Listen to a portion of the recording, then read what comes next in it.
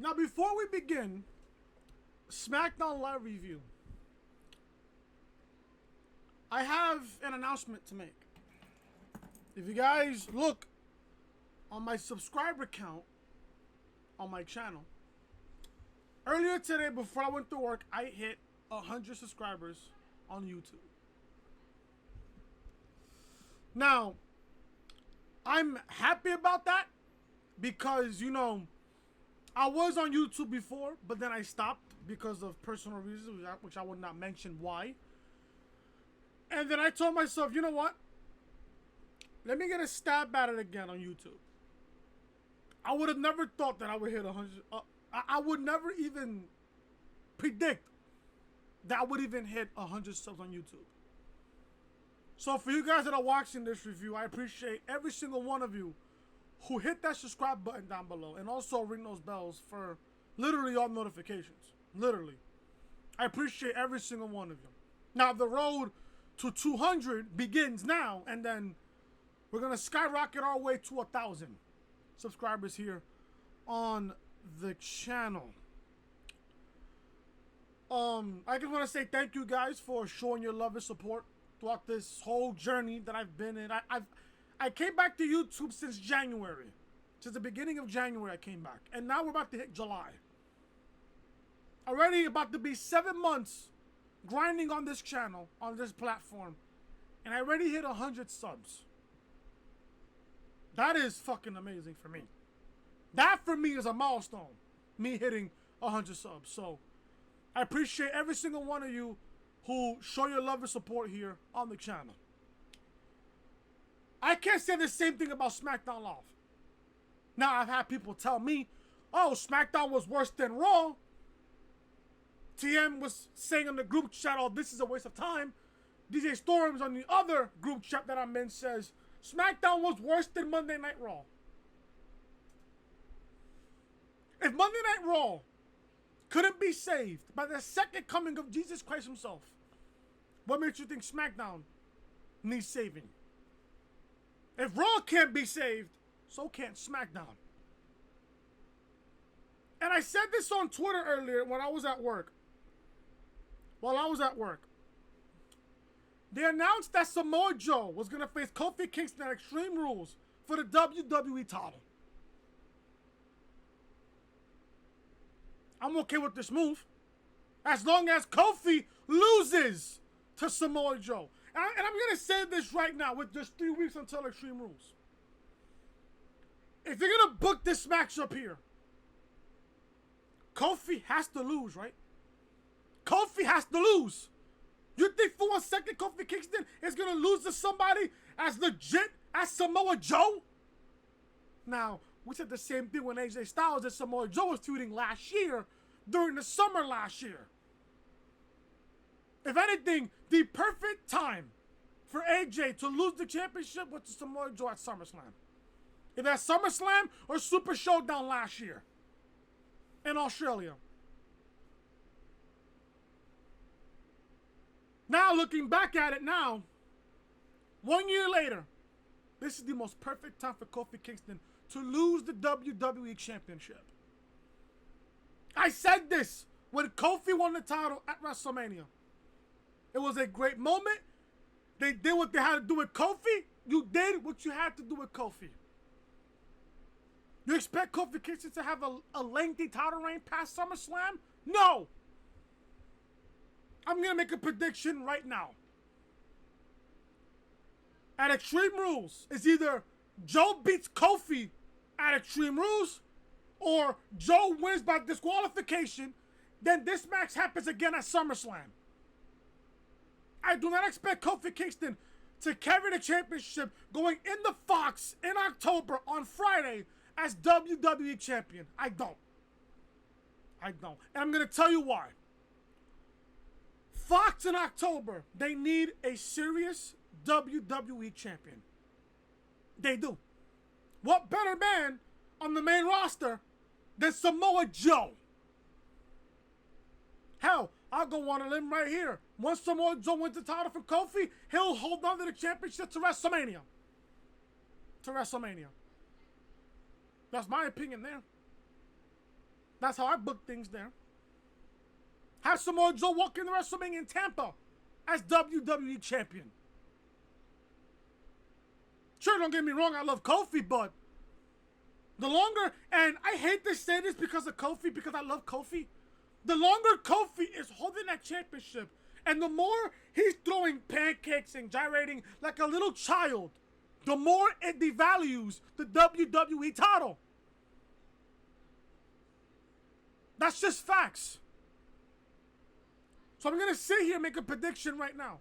If Joe doesn't win the championship at Extreme Rules, he's definitely 100% he's winning it at SummerSlam. Now, Chris, you're now, guys, you're going to ask me, oh, Chris, how you going to have Joe win the championship or have Joe beat Kofi and have a match in the SummerSlam? Joe can win the match by disqualification. Joe can win the match by disqualification. Or Kofi can win the match by DQ. There was no legit winner. There wasn't a pinfall being made or a submission being made. You can easily bleed this feud in the SummerSlam. But as long as Samoa Joe wins the championship and Kofi doesn't pin Samoa Joe between now and SummerSlam. Those are my thoughts on the announcement that the internet was fucking blowing up on with Kofi versus Samoa Joe at Extreme Rules for the WWE title. Now the only negative thing there is, oh, Joe lost the championship to Ricochet, the U.S. title, at Stomping Ground to Ricochet. You have them come in the Raw the next night and attack Kofi Kingston. Mind you, at the same time, Samoa Joe is a Raw superstar. Samoa Joe is a Raw superstar. If Joe wins the championship, put him to SmackDown. Put him to Friday night. Put him to SmackDown. Or SmackDown Live. If he wins the title, he joins the Brew brand. Oh, but who's going to take Samoa Joe's spot on the main roster? You can call somebody from NXT. You can certainly call somebody from NXT. You certainly can. You certainly can. Or you can do a trade. Since Samoa Joe now on SmackDown, if he won the title, you can send somebody from SmackDown to come to Raw. To even the playing field. There you go. But people told me that this SmackDown was just a waste of time. Now, the reason why I'm giving you guys this review is because A, I want to come out with content. I want to get this out of the way. B, the simple fact that, yeah, I didn't watch the show. I had somebody on my comment section yesterday say, oh, how can you review a show when you didn't watch the show? You little mindfuck there, buddy. It's called a reaction. I gave you guys my reaction. Since I didn't watch Raw last night, I gave you guys my reaction on the show. I said this. This is going to be a reaction/review video.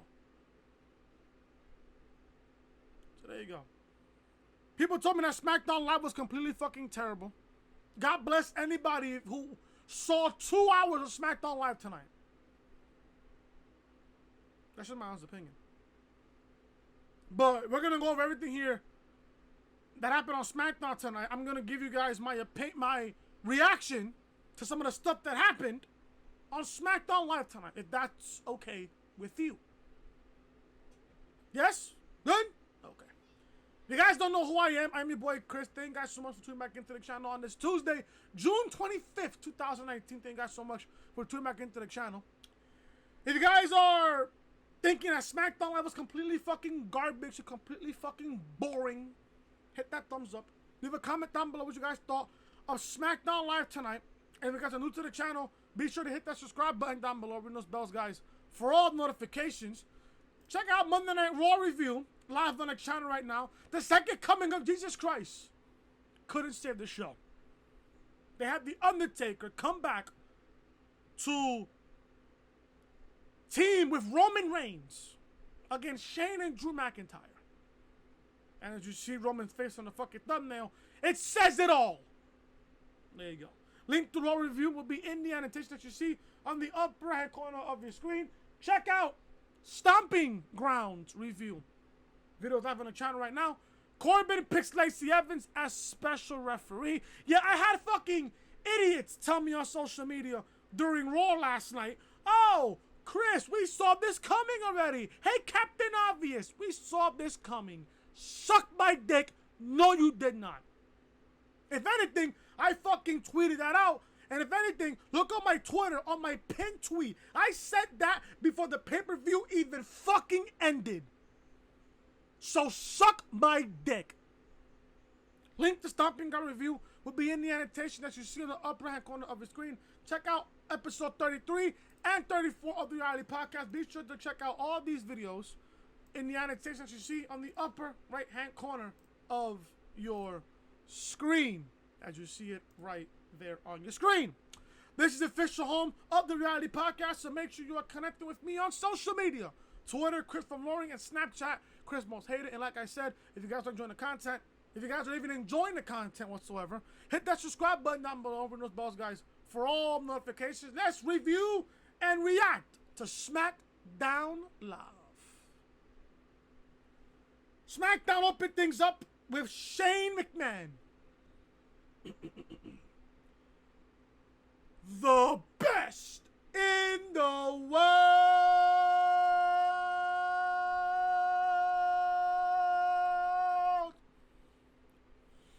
Shane McMahon.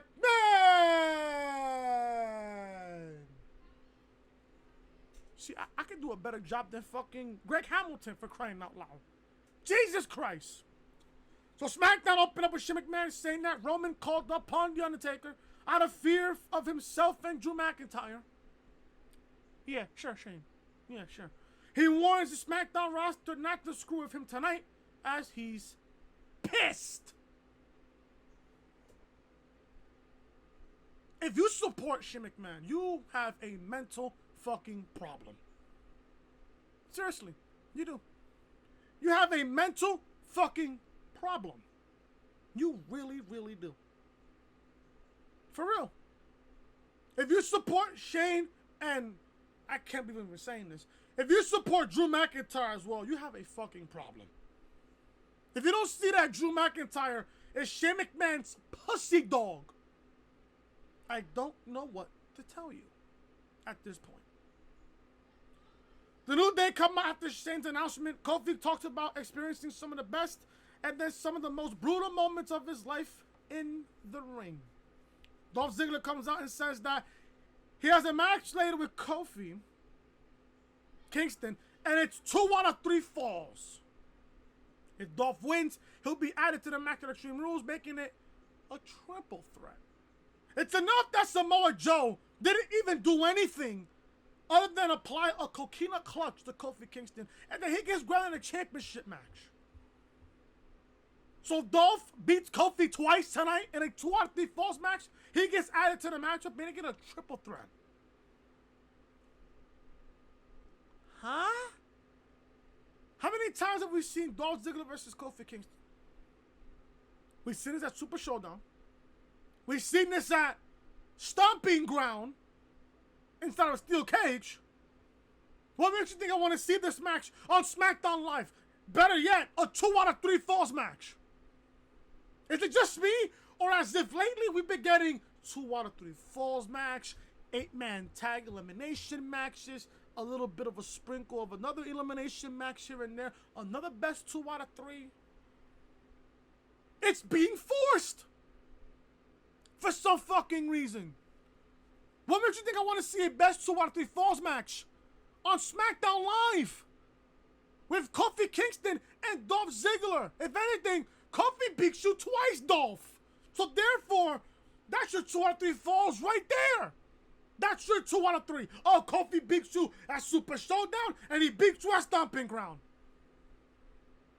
What makes you think I want to see another 2 more matches out of this fucking feud? I don't. But God bless it. But God bless all the smart fans that have to deal with this shit for 2 hours. God bless every single one of you. Elias is guarding Shane's office when Miz walks up. Elias warns him that he's a dead man walking if he goes in there. Elias keeps playing his guitar, and Miz tells him to tell Shane that he wants to end this. He walks away. Shane exits his office and tells Elias that he has a 2 out of 3 falls match against The Miz tonight. So you're telling me we have two best 2 out of 3 falls matches in one night? I could already tell SmackDown just already went downhill from the beginning of the show.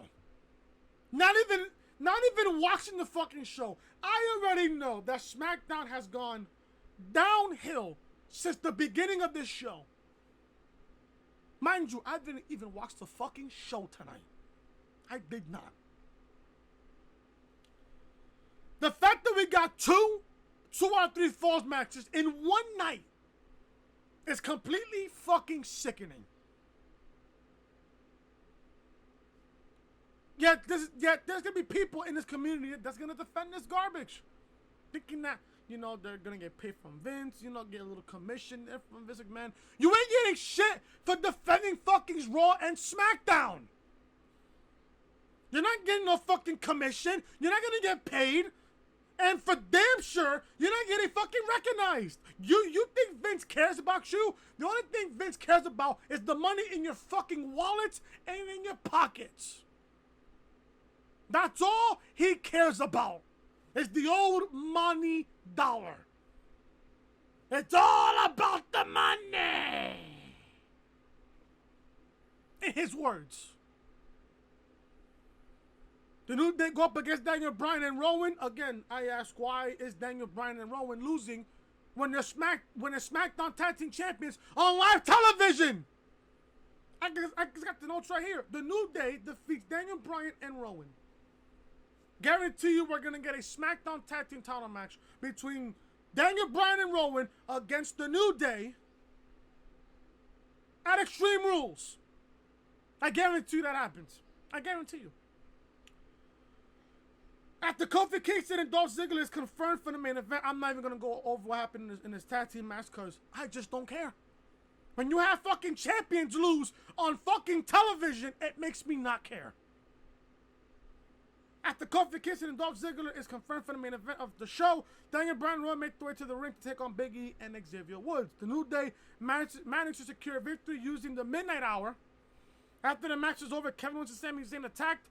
Heavy Machinery made their way out to the ring to even the odds to clear the ring. Now, I bet any single money we get a fatal 4-way. Scratch the fact that we're getting a New Day versus Bryan and Rowan for Extreme Rules. I bet you money we are getting a fatal 4-way at Extreme Rules. Daniel Bryan and Rowan defend the SmackDown Tag Team titles against Heavy Machinery, the New Day, and Kevin Owens and Sami Zayn. Expect that match to be good because, hey, we got KO and Sami Zayn now as a tag team.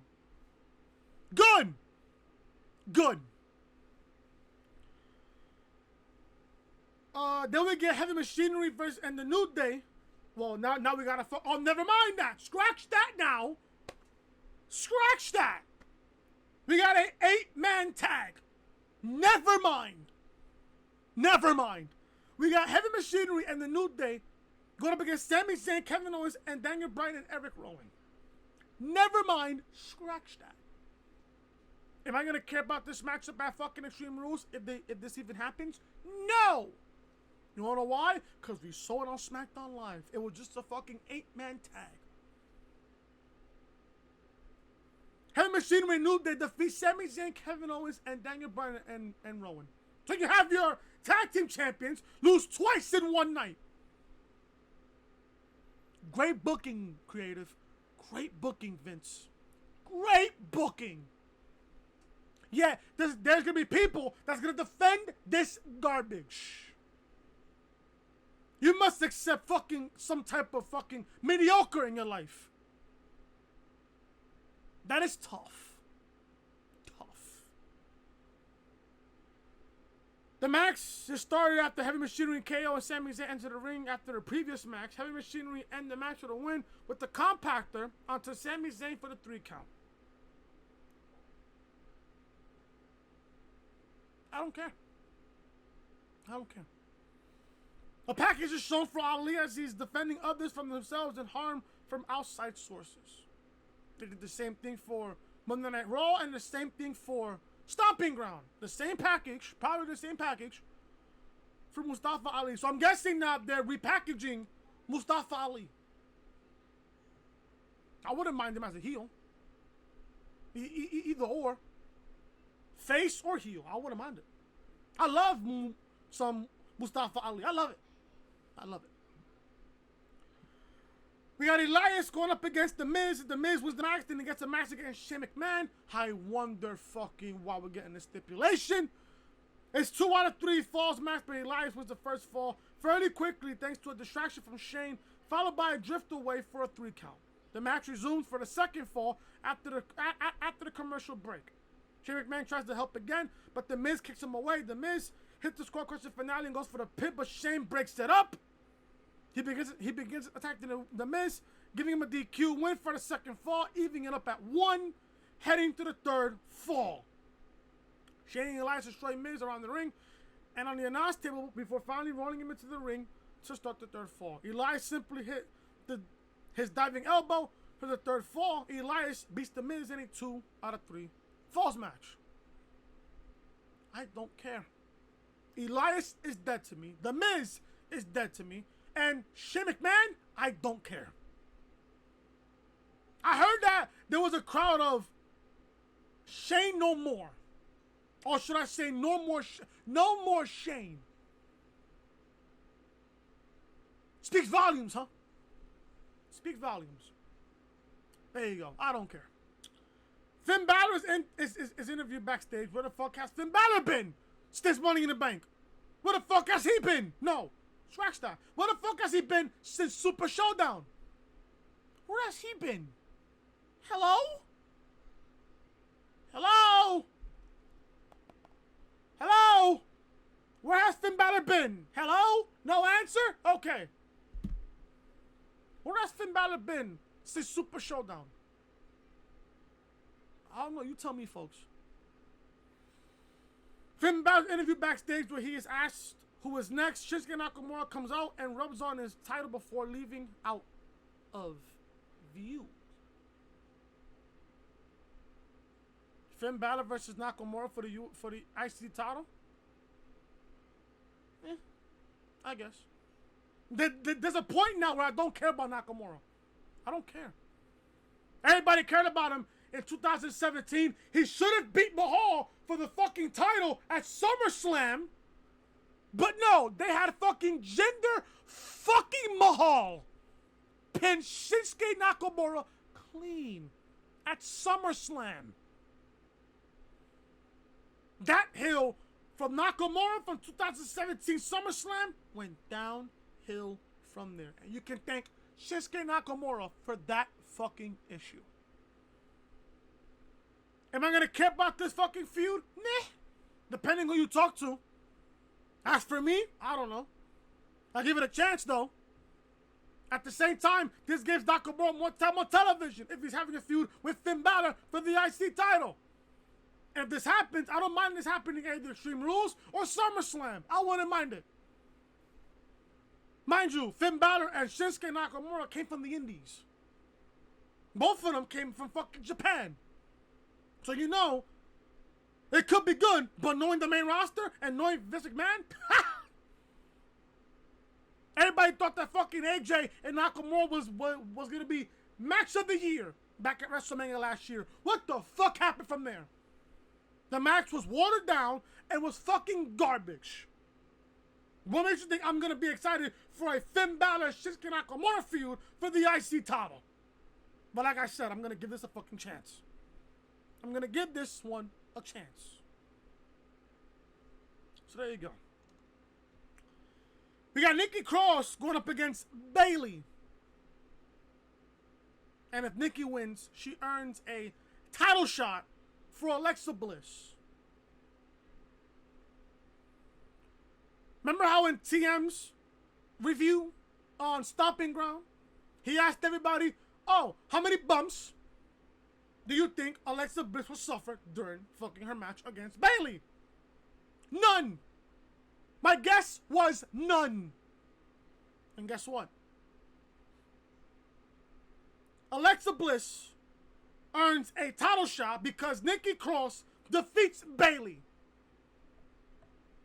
So Alexa Bliss can't fight her own battles, but she had fucking Nikki Cross fight her battles, and not because of Nikki Cross beating Bayley, that means Alexa Bliss is getting a title shot, probably on Extreme Rules. What? Where in the wrestling knowledge does that make any type of sense? Since when the person that's fighting for said opponent, for said somebody, is fighting the champion, and if the champion loses to the person that's fighting for that other person, that person gets a championship match? Huh?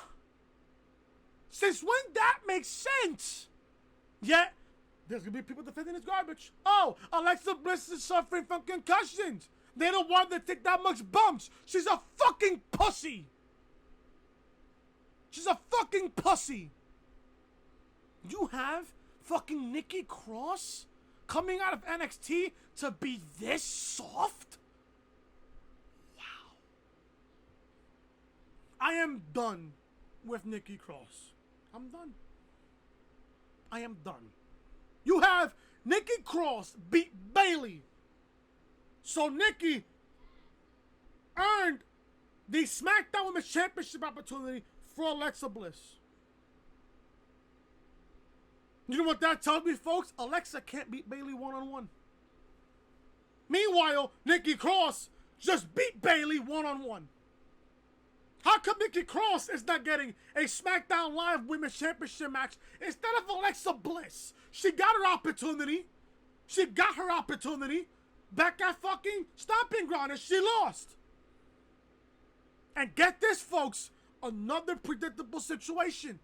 Nikki Cross is a Raw superstar. Nikki Cross is a Raw superstar. I think so. I think she's a Raw or SmackDown. I have no idea. That's how much I don't give a fuck. But please, let me know down below in the comment section. Is Nikki a Raw superstar or SmackDown superstar? Let me know, because I have no idea, nor do I even care. But please, let me know down below in the comment section. Nikki Cross defeats Bayley to earn a title shot for Alexa Bliss. How pathetic does that sound? Yet, there's going to be people in this fucking community that's going to defend this garbage. If you are a Alexa Bliss supporter, you are a fucking virgin who gets no pussy at all. Same thing goes with Roman Reigns fans. Same thing goes for the fucking Iconics. There's no saving you at all whatsoever. At all. At all. Carmella's backstage where she finds her truth stuck in a box. He steps out before Maverick comes up and cries that he just wanted to walk down the aisle with the 24/7 championship. Truth offers to give him the title before yelling, "Psych!" and runs away.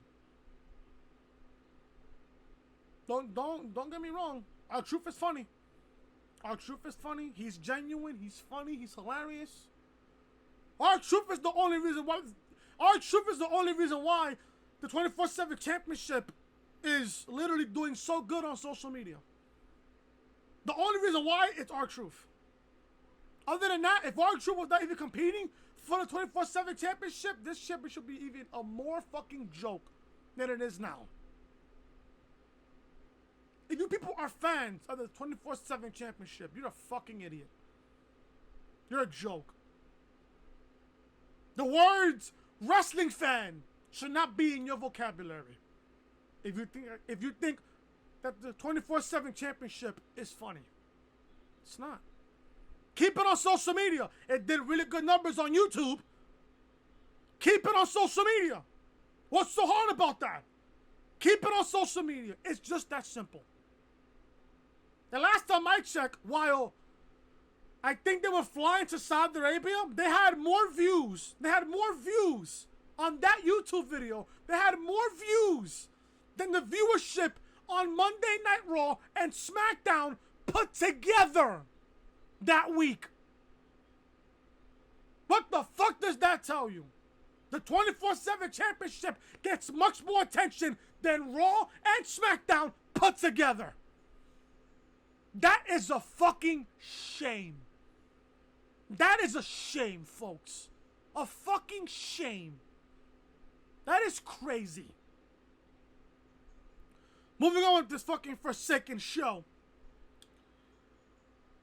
Sonya Deville goes one-on-one with Ember Moon.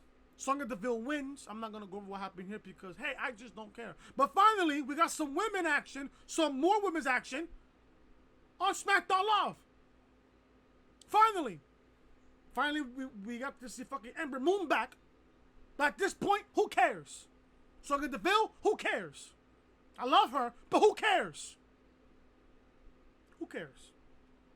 Sonya Deville defeats Ember Moon. Do you care? No. Moving along here. Aleister Black. Now, the more I see Aleister Black not competing on SmackDown Live, the more I don't care. How can you kill somebody like Aleister Black? I would love to know. You killed Bobby fucking Roode. And I'm still shocked to this day how you kill somebody like Bobby fucking Roode. I dare you guys, if you guys still even have the network to this day. At this point, if you cancel your fucking subscription, I wouldn't even fucking blame you. Go back to NXT TakeOver Toronto. Go back to NXT TakeOver Brooklyn. I believe number 2. Yeah, I believe number 2. Yeah, number 2. 2016 TakeOver Brooklyn. Where Bobby Roode did his NXT debut.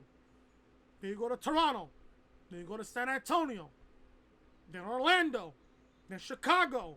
Then Brooklyn 3. From that point on, from Bobby Roode's NXT debut in 2016 to his call-up after Brooklyn 3. TakeOver Brooklyn 3.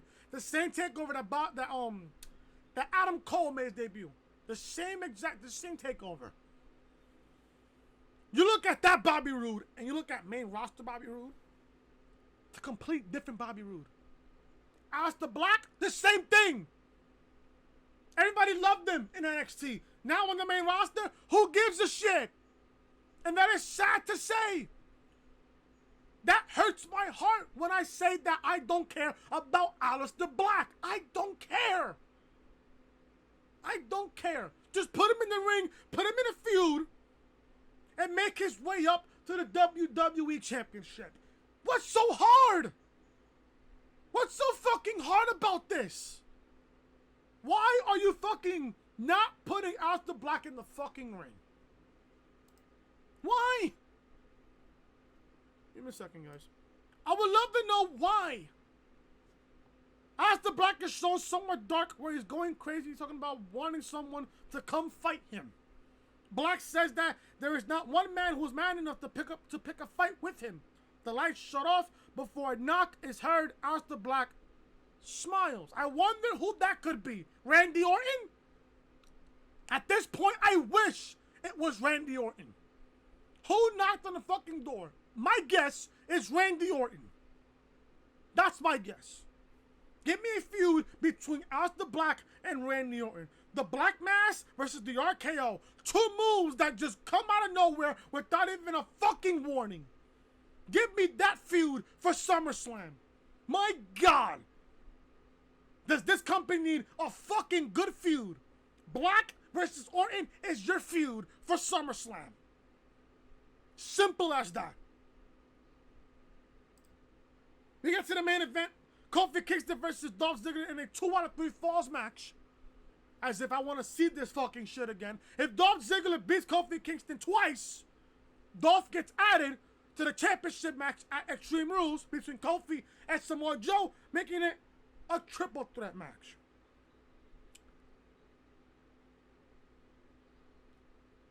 Kofi beats Dolph Ziggler 2 out of 3 falls. I am done with this Dolph Ziggler situation. I'm done. I'm fucking done. Give me a second. I need to sip on my fucking cold water. Give me a second.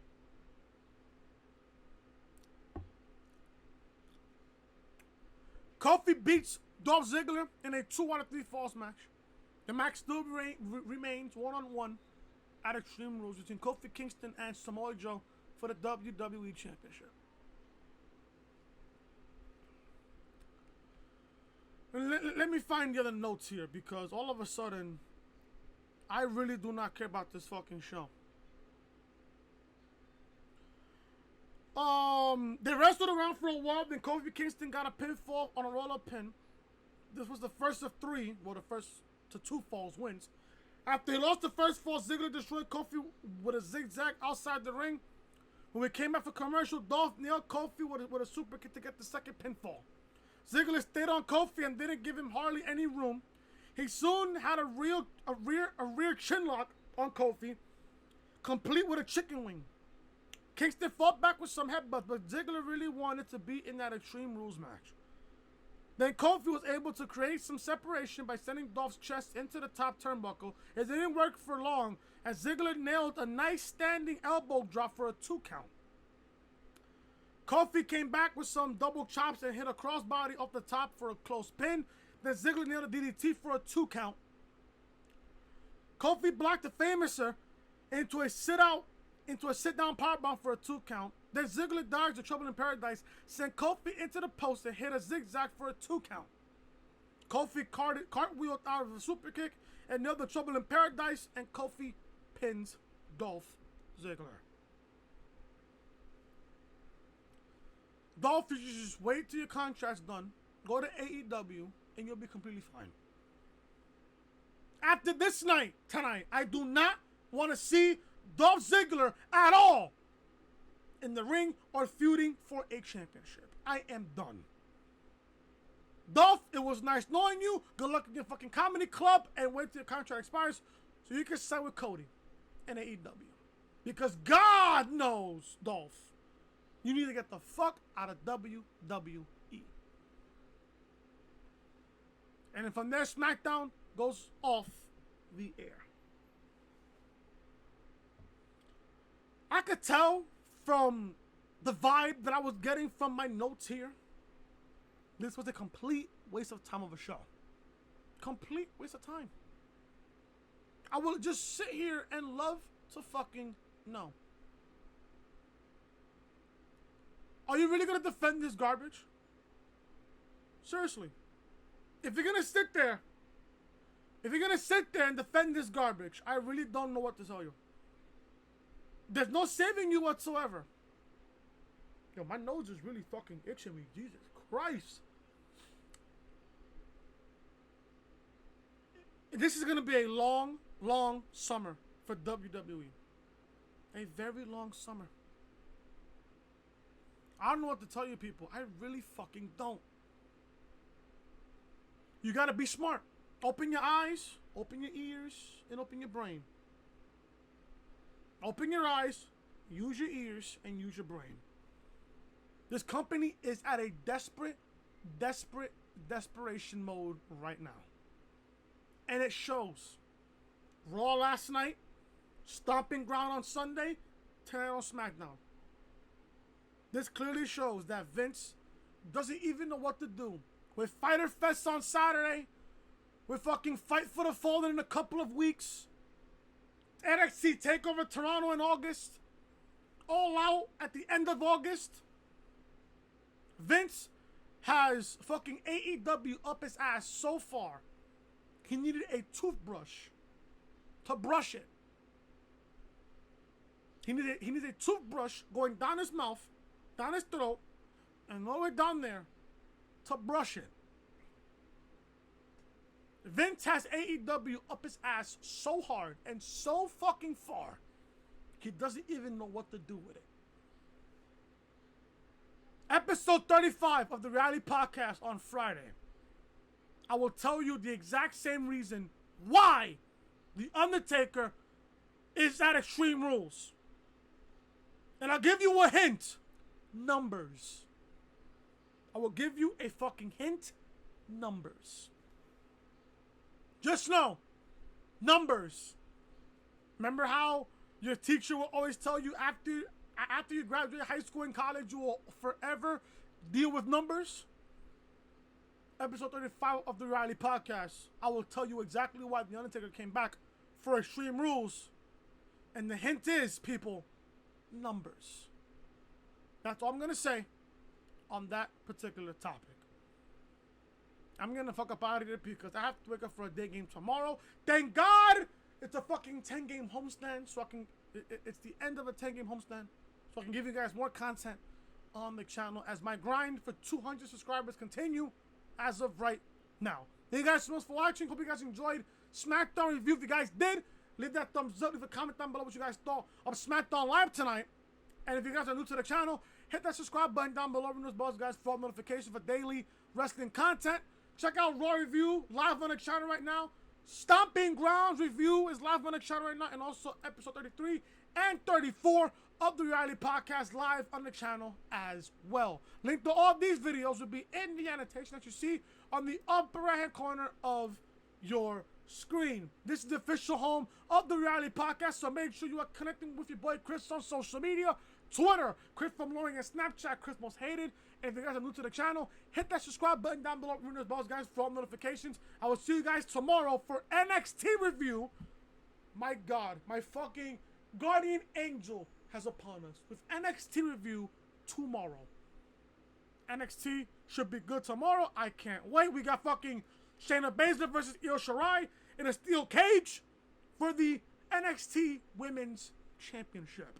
That should be a classic of a matchup tomorrow on NXT TV. Thank you guys so much for watching. Leave a like, comment, subscribe, and share the video all over social media. We'll see you guys tomorrow for NXT review. Till then, I am Chris. Talk to you guys later.